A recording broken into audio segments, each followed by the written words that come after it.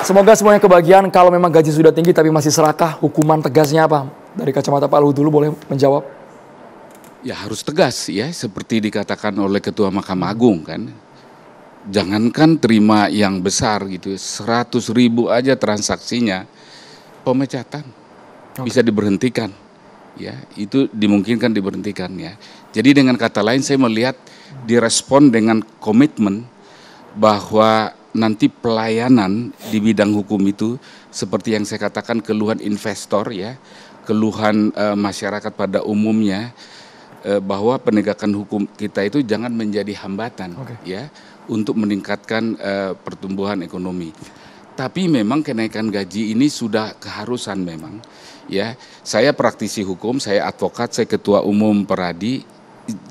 Saya melihat itu ya, dan juga dapat dengaran di daerah-daerah itu memang memprihatinkan. Jadi paslah itu ya di kebijakan yang dilakukan sekarang itu dimulai yang terbawah nih sekarang ya. Di mana gajinya tadi kalau nggak salah dihitung-hitung bisa sampai 30 juta ya, Pak Binsar ya tadi ya. Jadi dengan kata lain hidupnya akan lebih layak.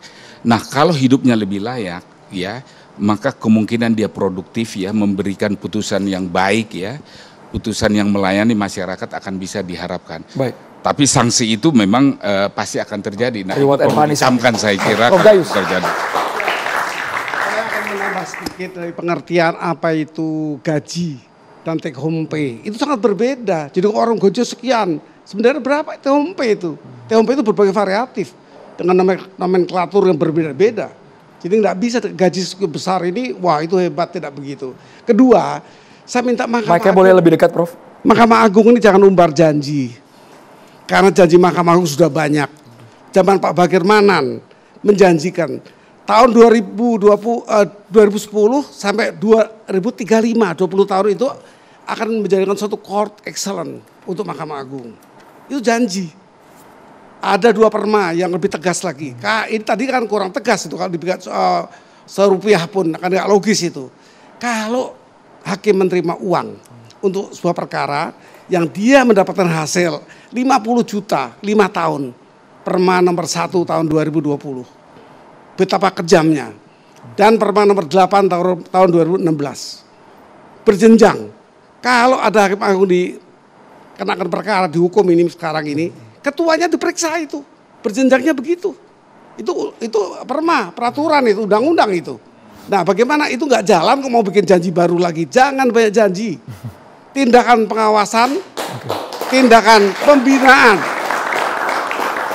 Pengawasan masih kalah dengan pembinaan, dibina sehingga tidak jadi nanti gaji dan sifat-sifat yang hebat tadi, apa sebutannya tadi, yang mempunyai harga diri, integritas, ya integrated ya,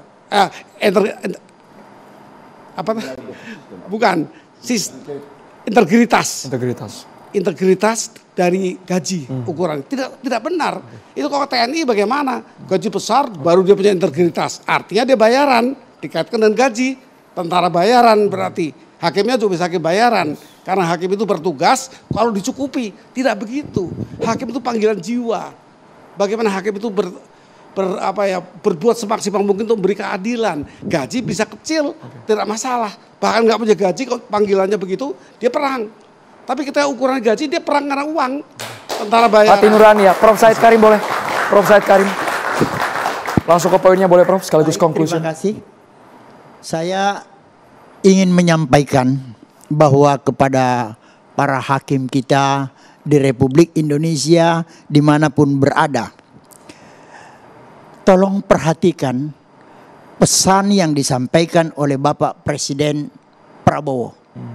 Dalam kutipan atau cuplikan pidato beliau mengatakan bahwa masyarakat kecil dan miskin hanya berharap pada hakim yang adil. Oleh karena itu, saya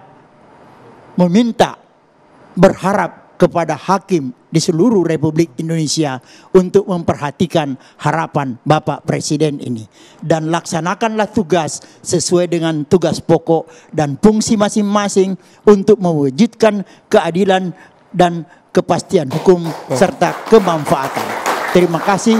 Assalamualaikum warahmatullahi wabarakatuh. Selamat Waalaikumsalam. malam. Malam, Pak Suparman. Ya, Langsung. peningkatan kenaikan gaji hakim yang berimplikasi pada meningkatnya take home pay itu mesti disyukuri sebagai reward. Oke. Nah, karena itu bagian dari reward itu sisi lainnya adalah punishment. Punishment itu bukan sekedar sanksi, tapi juga kontrol. Jadi kita berharap mudah-mudahan di balik reward ini punishment-nya juga dinaikkan. Punishment bukan sanksi, tapi punishment juga termasuk di dalamnya kontrol. Kontrol pada kekuasaan kehakiman juga dinaikkan, dan dikira nanti akan ada pembahasan RUU jabatan hakim. Ini Pak Habibur Rahman dan teman-teman di Komisi 3 pasti akan memberikan atensi cukup pada bagian yang itu. Terima kasih. Pak Habibur Rahman. Saya mendapat WA ya dari banyak rekan-rekan saya juga, ya alumni Fakultas Hukum yang bekerja sebagai panitra, ya yang sebagai sekretariat di Mahkamah Agung di pengadilan, tentu menjadi concern kita juga. Nggak mungkin kita abaikan, rekan-rekan ya. Kita akan pasti perjuangkan kenaikan gaji juga untuk panitera dan sekretariat di pengadilan. Ya. Pak Binsar, reward and punishment Pak, harus ada kontrol, pengawasan juga Pak kalau gaji Baik. sudah tinggi. Terima kasih kesempatan kepada kami. Jadi beberapa catatan yang saya lihat di dalam diskusi kita, saya bersyukur semua rekan-rekan narasumber setuju akan kenaikan gaji hakim tersebut. Tetapi biar jangan hanya gaji hakimnya saja yang dinaikkan, tetapi tunjangannya juga dan kesejahteraan rumah dinas. Dan ini harus di backup oleh Komisi Yudisial. Karena Komisi Yudisial adalah salah satu lembaga yang mengusulkan kesejahteraan hakim tersebut. Nah, tapi semua ini kembali berpulang tadi kepada personlik hakimnya.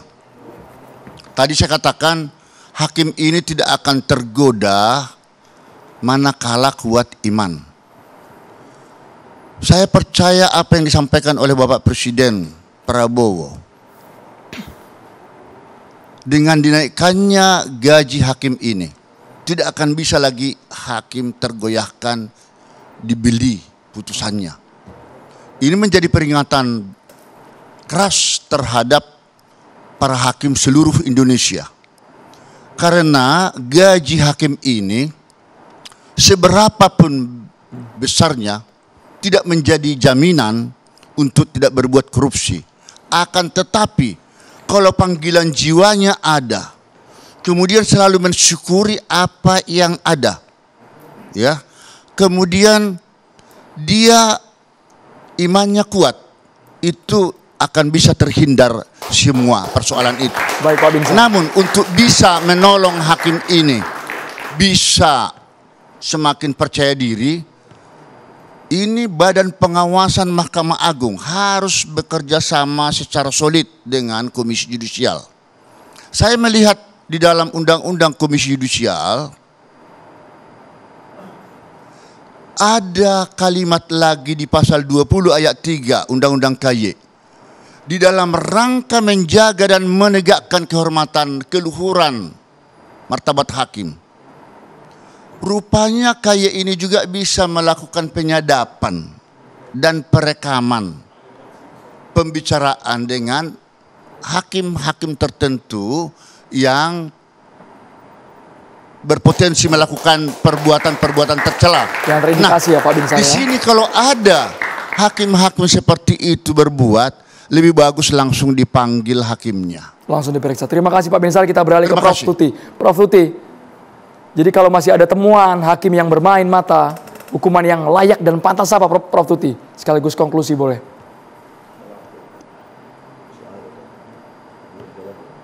Boleh di-unmute Prof Tuti? Audionya minta tolong dibuka Prof Tuti. Audionya masih di-mute. Ya. Silakan Prof. Terima kasih Mas. Jadi buat saya kalau tadi ada 100.000 menjadi hakim diberhentikan, buat saya itu nggak cukup. Lalu proses peradilannya bagaimana gitu kan? Tetap harus ada proses hukum, peradilan pidana yang juga kemudian dilakukan terhadap yang bersangkutan. karena dengan yang memberhentikan itu buat saya itu bukan suatu reaksi yang akan dapat menjerahkan, dan ini juga seharusnya bisa dilakukan pada semua tingkat pengadilan ya, pengadilan negeri, pengadilan tinggi maupun Mahkamah Agung, sehingga tidak ada diskriminasi di dalam penanganan pelanggaran-pelanggaran integritas yang terjadi di bidang yudikatif. Dan ini semua perlu dukungan dari kita semua. Saya berpendapat bahwa Mahkamah Agung sendiri agak berat kalau dia sendiri ya. Nah, tadi disampaikan juga teman-teman Komisi Yudisial itu seperti apa, tapi kemudian kita semuanya juga masyarakat sipil perlu mendorong agar ke depannya kita bisa meningkatkan supaya kita lebih bisa mendapatkan keadilan yang diberikan oleh pengadilan. Terima kasih Prof. Tuti, Bang Habibur Rahman, Prof. Said, Pak Binsar, Pak Luhut, Pak Suparman, dan juga Prof. Gayus, serta mahasiswa dari FH Trisakti dan juga UIN yang sudah bergabung di Catatan Demokrasi. Hak para hakim sudah terpenuhi. Sekarang publik menuntut agar hakim bisa betul-betul memutus perkara sesuai dengan keadilan dan juga berpihak pada kebenaran. Kami juga terima kasih pada Batik Jekwat BHS yang telah mendukung penuh Catatan Demokrasi. Saya Andromeda Mercury, kita tunggu gebrakan dari pemerintah agar tidak ada lagi yang main mata dengan proses hukum di Indonesia. Sampai jumpa.